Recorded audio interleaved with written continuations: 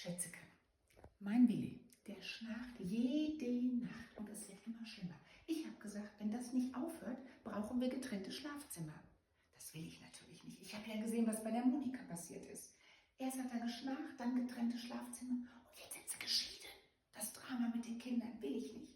Pass auf, bevor die Männer kommen. Jetzt hat mir die Trude gesagt, die gibt ihrem Mann was Pflanzliches. Das strafft das Gaumensegel. Jetzt schläft er ganz ruhig. Ich habe mir das schon geholt. Weißt du, was ich gemacht habe? Unser Dackel Waldi, dem habe ich das gegeben seit einer Woche. Der schnarcht nicht mehr und der konnte das auch fast lauter als Willi. Und heute Nacht kriegt der Willi die, mache ich ihm abends einfach ins Getränk. Da bin ich gespannt.